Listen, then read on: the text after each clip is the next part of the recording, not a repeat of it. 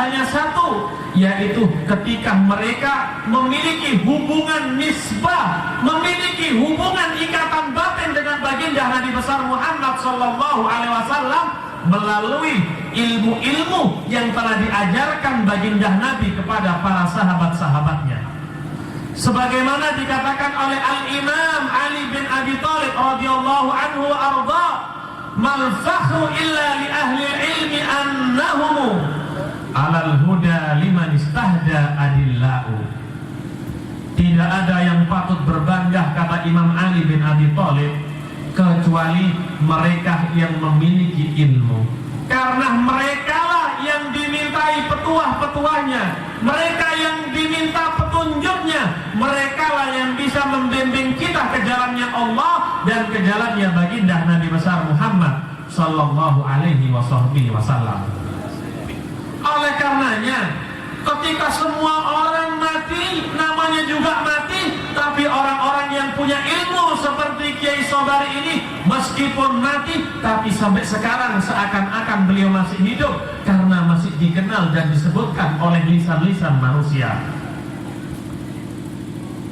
Wa qadru kulli imri'in ma kana yuhsinuhu wal jahiluna li ahli ilmi a'da'u fafus bi ilmin ta'is hayyan bihi abada wan nasu mauta wa ahlul ilmi ahya'u. Fafus bi ilmin, maka berbahagialah, beruntunglah manusia yang memiliki ilmu. Ta'is hayyan bihi abada, karena seakan-akan mereka hidup selama-lamanya, kata Imam Ali bin Abi Thalib radhiyallahu anhu. Wan nasu mauta wa ahlul ilmi ahya'u. Ketika semua orang sudah mati, namanya juga terkubur, nggak dikenal manusia. Tapi wa ahlul ilm, orang-orang yang punya ilmu, orang-orang yang punya ikatan dengan baginda Nabi Muhammad, para pewaris dari baginda Nabi Muhammad, meskipun sudah ratusan tahun, ribuan tahun meninggal, sampai sekarang namanya masih dikenal seakan-akan beliau masih hidup. Berapa tahun Imam Syafi'i meninggal, sampai sekarang disebut namanya. Berapa tahun Al-Imam Ghazali meninggal, sampai sekarang disebut namanya. Begitu juga dengan guru kita Kiai Sobari, berapa tahun beliau meninggal, sampai sekarang orang-orang masih menyebutkan namanya. Itulah kemuliaan hakiki yang dimiliki oleh seorang hamba, yaitu ilmu yang bersumberkan kepada baginda Nabi besar Muhammad sallallahu alaihi wasallam. Siapa saja yang memiliki hubungan dengan orang yang punya ilmu, mereka juga akan dimuliakan oleh Allah Subhanahu wa ta'ala. Sebagaimana orang-orang yang punya ilmu dimuliakan, pengikutnya juga dimuliakan oleh Allah Subhanahu wa ta'ala. Contohnya, kita sering minum air gelas. Itu kadang-kadang kalau acara hall seperti ini, apalagi hawanya panas, itu disobek kartunnya, dibuat kipas-kipas, seakan-akan tidak ada harganya. Kadang-kadang diinjak dan dibuat alas untuk duduk. Tapi ketika karton tersebut dipotong, setelah dipotong ditempelkan menjadi sampul daripada Al-Quran, yang asalnya kita memegang tanpa wudhu boleh, dibuat kipas-kipas boleh, dijadikan alas duduk boleh, sekarang tidak, kita nggak boleh memegang kecuali dengan wudhu. Kenapa? Karena menempel dengan Al-Quran. Yang asalnya tidak punya nilai, sekarang punya nilai. Yang asalnya tidak ada harganya, sekarang ada harganya, harus wudhu terlebih dahulu untuk menyentuhnya. Begitu juga dengan kita. Siapa sih kita ini? Amal ibadah kita biasa-biasa saja. Sholat kita, meskipun tiap hari sholat, belum tentu sholat kita ini khusyuk dan diterima oleh Allah Subhanahu wa ta'ala. Kalau kita ini nggak nempel, tidak gandol kepada seperti beliau Kiai Sobari ini, kita ini mau gandol kepada siapa? Kalau kita nggak ikuti mereka ini, para ulama, para aulia, kita ini mau ikut siapa? Kalau kita sudah yakin punya amal yang banyak, ibadahnya sudah banyak, Gak apa-apa kita misalnya memastikan diri kepada Allah Subhanahu wa Ta'ala atau kepada baginda Nabi Muhammad, tapi kenyataannya kita ini jauh dari mereka. Kalau nggak gandal ngikutin mereka, kita nggak bisa sampai kepada Allah dan kepada baginda Nabi besar Muhammad Sallallahu Alaihi Wasallam. Diceritakan oleh Al-Imam Sufyan Ats-Tsauri radhiyallahu anhu, di zaman Imam Sufyan Ats-Tsauri hidup seorang perempuan yang bernama Miskinah. Perempuan ini pendek, nggak tinggi, kulitnya hitam. Laki-laki di zaman Imam Sufyan Ats-Tsauri nggak ada yang melirik. Kenapa? Nggak suka, jelek. Sudah jelek, pendek, hitam lagi. Nggak ada yang melirik, nggak ada yang melirik, nggak ada yang melihat sama sekali. Kenapa? Ini orang jelek.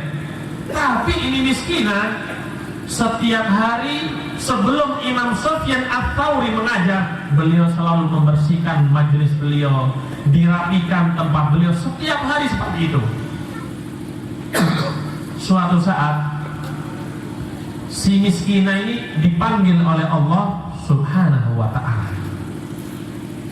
Ketika mengajar Imam Sufyan Ats-Tsauri, dilihat sekelilingnya kok nggak enak. Biasanya bersih, nggak ada kotoran-kotoran. Ini tumben, kata Imam Sufyan Ats-Tsauri, kotoran berserakan.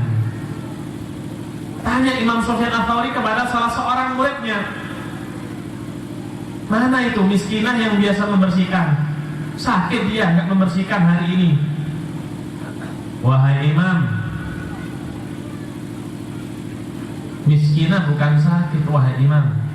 Kenapa? Miskinah meninggal tadi pagi, wahai Imam. Loh, kenapa kamu ini nggak memberi kabar kepada saya?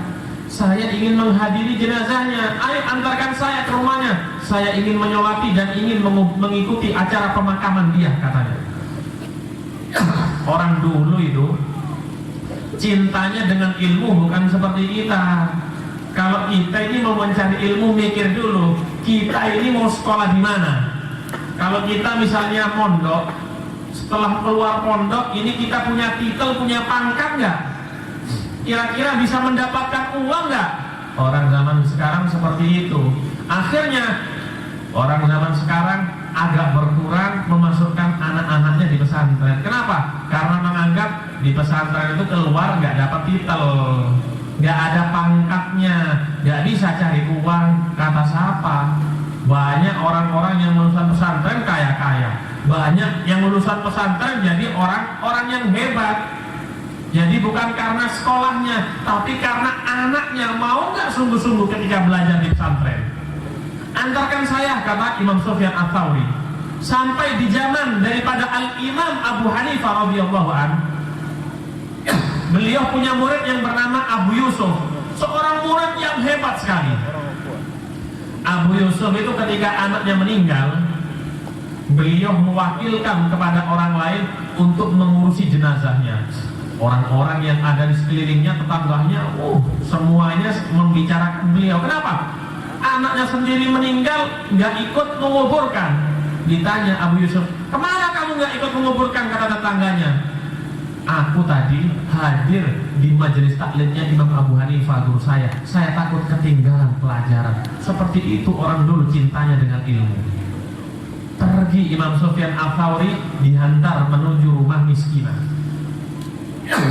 Sholat Imam Sufyan Ats-Tsauri, setelah itu menghantarkan jenazah ke kuburan, pulang. Capek Imam Sufyan Ats-Tsauri dan ketiduran. Ketika tertidur itu Imam Sufyan Ats-Tsauri, Imam Sufyan mimpi melihat Miskinah duduk di atas singgasana di surganya Allah Subhanahu wa Ta'ala, duduk di atas kursi yang bercahaya.